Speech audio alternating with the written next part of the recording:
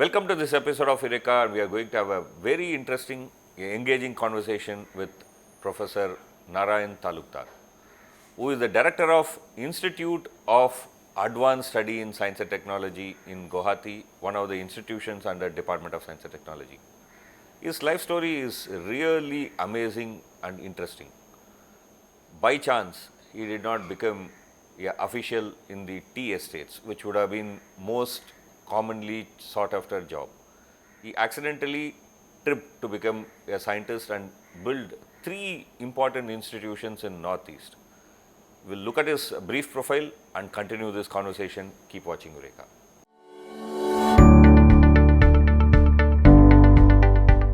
The northeastern region of India is known for its rich biodiversity.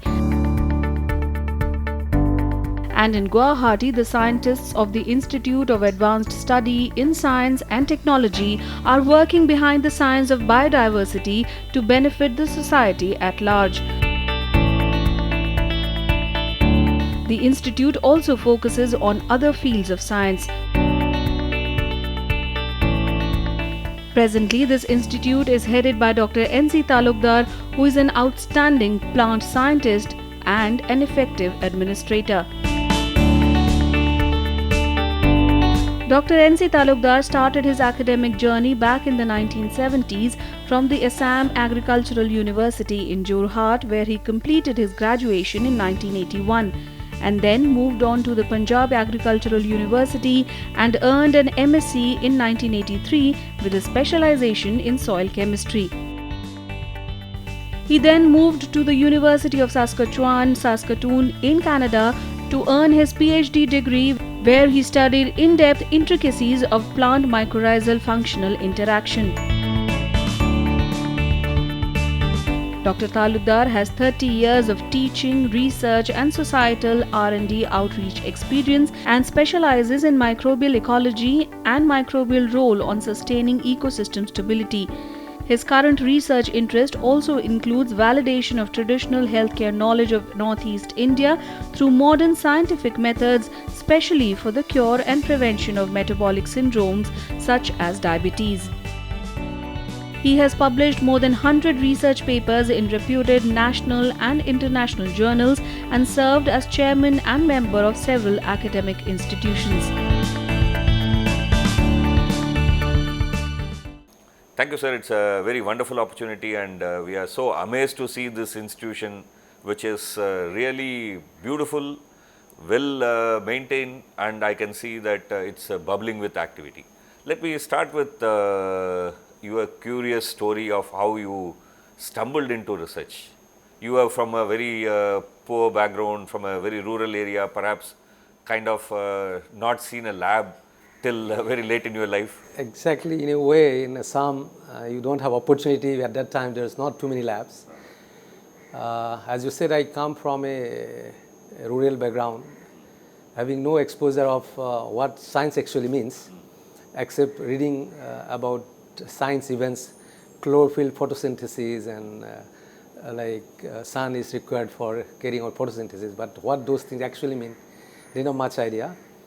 And basically, as we come from a rural background, and immediately after your graduation, you look for a job. You need to support your family, your parents. I completed my bachelor degree in 1981. Then I went to Punjab Agricultural University because I was looking for a place where the soil chemistry research is very good. And in fact, Punjab Agricultural University was in Asia the best university, agricultural university at that time. And their soil science department was world renowned department. So I appeared ICR junior fellowship because I cannot study by support from my parents. They cannot support me. So I got admission. Even before result of ICR junior fellowship came, just took a risk. Luckily, after 4 or 5 months, result announced, and I got selected. So I completed my master degree, came back to my home state, got a research associateship for 3 years, worked in a very remote place again, North Lakhimpur. You might have heard about the flood, Dhemaji and Thukwakhana. Those are places, extreme flood, they grow rice crop. That was a research center. It was a research center. I was told that it was not a research center, it was a shed. Assam Agriculture University is just initiated. It was only 1.5 years when I went there. So they had a shed. That is what the research center. I thought this is what research center is.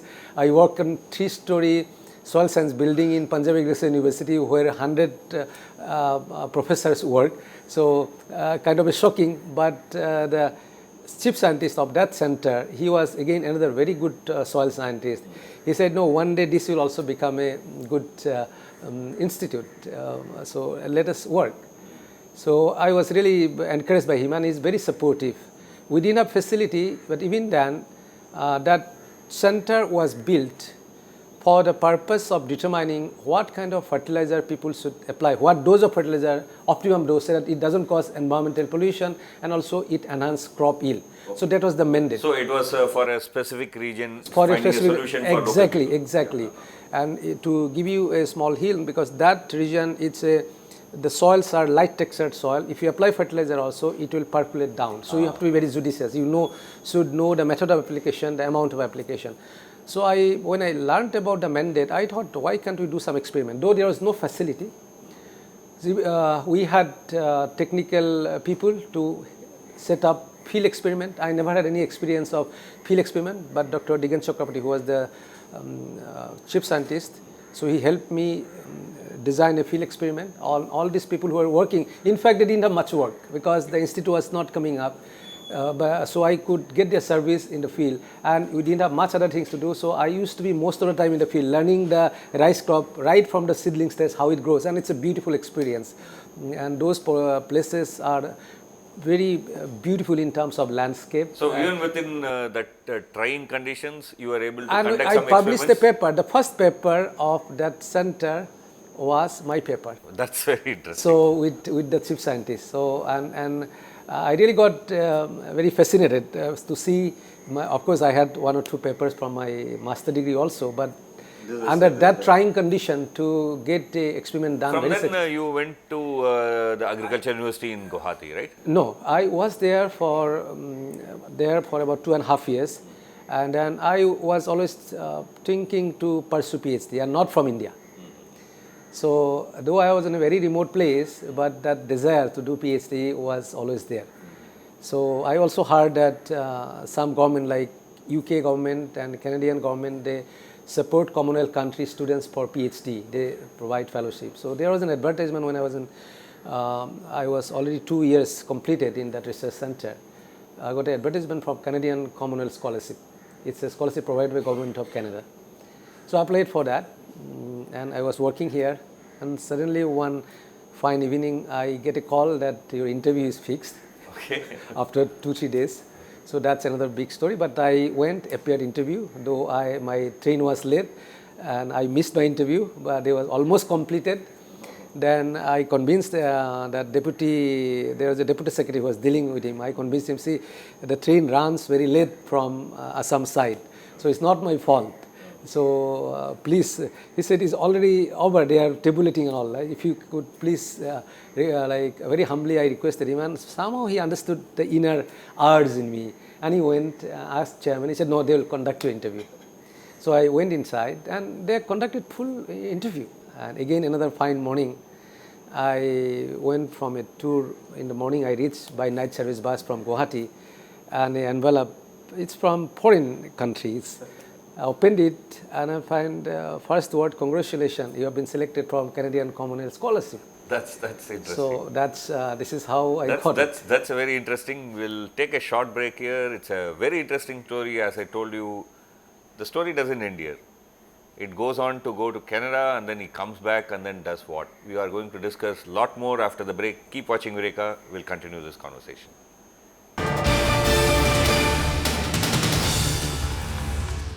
Welcome back to Eureka, and we are having a very interesting conversation with Professor Narayan Talukdar, who is the Director of Institute of Advanced Study in Science and Technology, a Department of Science and Technology Institute in Guwahati.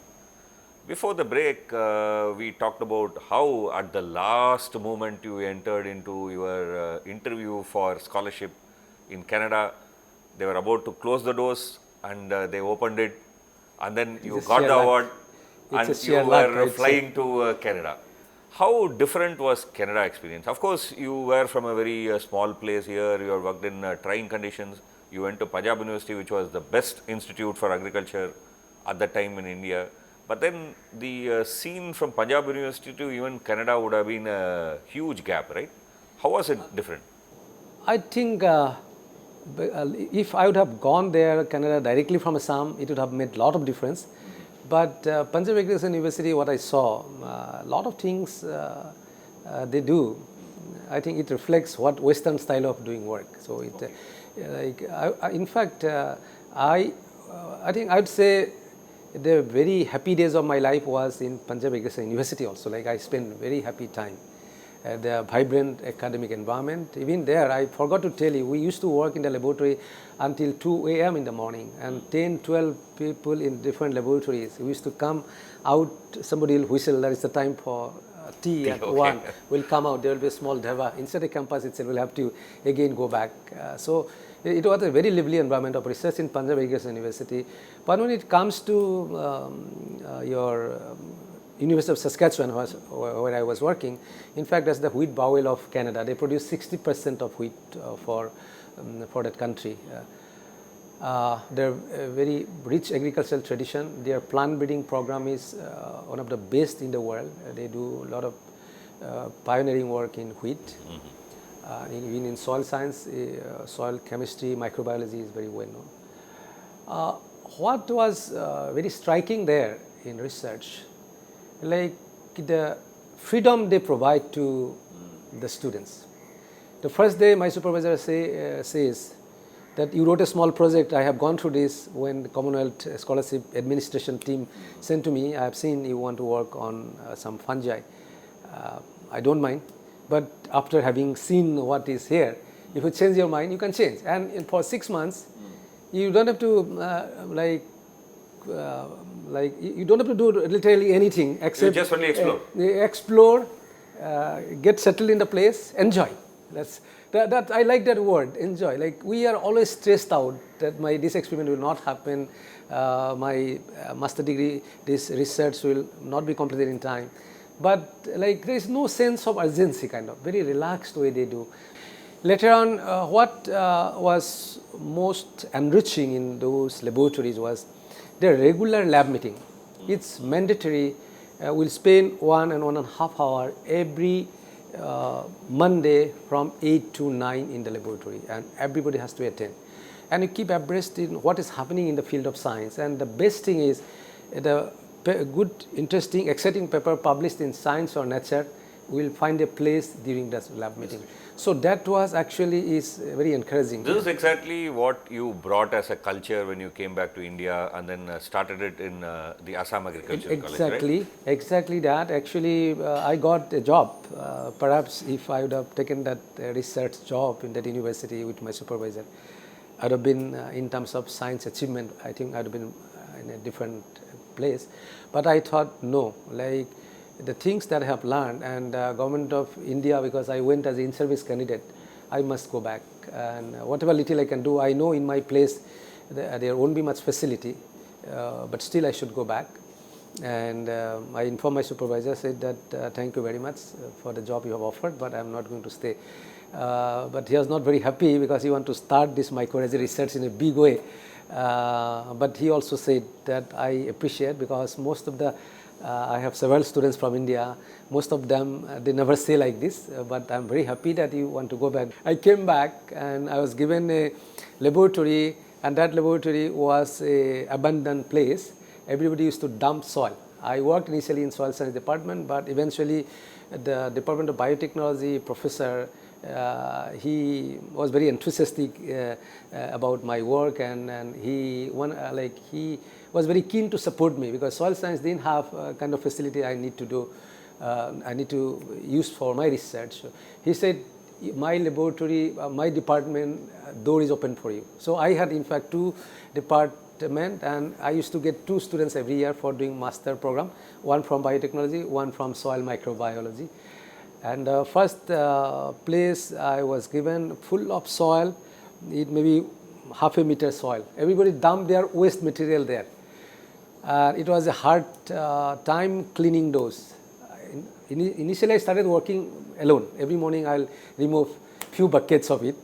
But later on a idea struck in mind. Like I was allotted 10 elective students to teach them soil microbiology. I thought, and I brought a lot of beautiful slides at those times. They have not seen the projector, slide projector, slide. I purchased a slide projector, and when I deliver a lecture, and they see things in live. So they are very fascinated.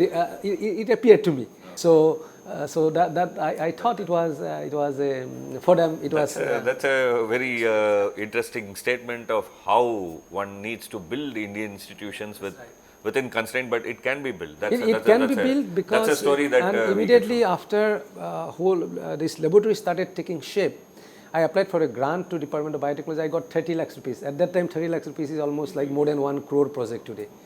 Today, 1 crore is a big money for a project, but so I had a very big project.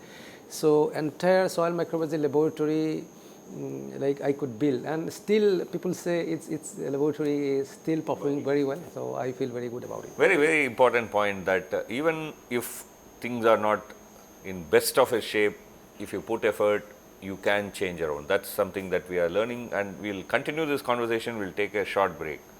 Do you know, after this he went voluntarily to a terrorism affected place to build an institution? We are going to discuss this after the break. Keep watching Eureka.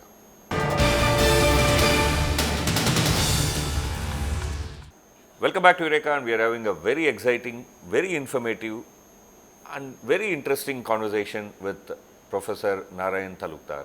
It's a very interesting fact that you had a job in Agriculture College in Guwahati, which is your home state, but you chose to go to Manipur at a time when Manipur was under terrorism threat, right? I mean, there were lots of disturbances. Were there. Yeah. There are a lot of immediate tasks I did was to have a 24-hour power supply for like Manipur power department. We got a dedicated power line of 11,000 kilowatt. Okay. So 11,000 watt line we got. So since then we had continuous power supply. Once power was there, and DBT has always a very good support. There was no dearth of fun. So laboratory started building. We built a 38 acres Hararo Bioresource Park. That land, the construction of the boundary wall was just initiated. So I feel happy that, and that is also very disturbed part of the state. But I had never any disturbance from anywhere. It was a 4 crores rupees project. And in fact, I say very with pride that during the 7 years of stay in Imphal, I have never paid any single rupee to anybody, and no underground people disturbed us. Okay. Disturbed, at least during my tenure. There were some disturbance when I was just working as a scientist, but during my, so I believe that if we all work with a good intention, I think people support. Even underground people know this unrest in the northeast, I believe, is because of the non-development of the region. So after that, developing that institute, you came back to Guwahati. Yeah. In some sense, you can say that though this institution is very long, I mean, it was established somewhere in 1969. The institute took shape under your leadership in some sense. I should just very briefly tell you, in 1969 this institute was started by Assam Science Society. Yeah. And it was started by very young physicists who some of them came back from abroad doing PhD, and there was no institute in this region, and that was the time space research was moon landing, and then so they thought of starting something instead of advanced study for the young generation of Northeast, so that they also get the flavor of science. So that was the dream, very, very, like I would say, very visionary thing to do. And but it had to struggle because there was no support from government of Assam, because science awareness was, you cannot blame anybody, science awareness was not there at the time. So until 1991, when government of Assam started giving some financial support, at least in some of monthly salary, to few scientists and technicians, and then from 1997-98, there was a effort from the intellectuals of the region. under the Assam Accord, all Assam Students Union and Government of India signed the accord in 1985 after completion of this long years of agitation to establish one science institute and IIT in Guwahati. So this institution was taken over under that accord in 2009. And I must say Department of Science and Technology Secretary then Dr. Ramashami took a very, very strong initiative to get this institute under DST's fold, and it started taking off. Today, what are the major areas in which this institute This institute has 5 major programs. One is basic and applied plasma physics research, one is advanced material science, another is mathematics and computational sciences, and one is biodiversity and ecosystem research group, and another is traditional knowledge based drug discovery, the lab where we are sitting right now. Let's come to this plasma physics. Okay, it's a very advanced area where people are working all over the world. How do you connect that research to some local issue or local problem or local industry which needs a solution? Yeah. Before that, I will just add one line that this institute plasma research is well recognized in the country. It is one of the very few pioneering research group. In fact, this institute started with plasma research. They are very good publications. They work atmospheric laboratory generated plasma to mimic some natural phenomena like tsunami and etc. And it also applied aspect. This institute has developed a technique of coating bell metal, which is an indigenous industry of the state. Bell metal, as you know, it corrodes after 2-3 years. But this plasma coating gives it life 100 years, more than that, so there will not be coating. In fact, we are in the process of transferring this technology to industry for bell metal coating. Okay. That another area that I want to ask is about your own work of the recent work working on 17 tribal groups in Assam, finding that's right, microbes in their guts. That's right. My basic interest last 1 decade, my interest is on plant microbe interactions. So to tell you, it is very fascinating that though microorganisms evolve, if bacteria evolved about 3.5 billion years ago, that is about 350 crores years ago. And we all higher organisms, including plants, small animal, higher animal, they have all evolved from bacteria. But this bacteria has not left us. All higher organisms are inhabited by billions of bacteria. Yeah, so does the human gut. Says that for every one single cell in our human body, there are 100 bacteria in. So that was the fascination. So last 1 decade, I have been working on plant microbe interaction. And my own student who worked in Assam Agricultural University, master degree, went abroad, did PhD, and he also came back. And both of us, and there is another center, your Institute of Asian Institute of Gastroenterology in Hyderabad, a clinician, in fact he is my nephew. We all joined hands together, develop a program, because there is no information on gut microbiota of tribal people, of any tribal people of the world. Oh, okay. So, and Northeast is inhabited by 250 tribes. So it was a golden opportunity for us. So we embarked upon a project. DBT supported very generously for that project. And in fact, my student, he worked extensively on gut microbiota. He led this team. In fact, this started when I was in IBSD. It was 1 year through this project, and when I came, we could work together. And finally, we published a very good paper in scientific report. In fact, first report of the gut microbiota of any tribal community of the world, and it is bringing a lot of interesting result. You also are going to work on plant microbes. Exactly. So, like when you talk about plant microbe, we know the microorganism contribute to the plant growth. But whatever experiment we do, there we grow a plant in a media which will have billions of bacteria, and we can put some bacteria which are efficient in terms of performing nitrogen fixation, P solubilization, many other functions that through which it enhances plant growth.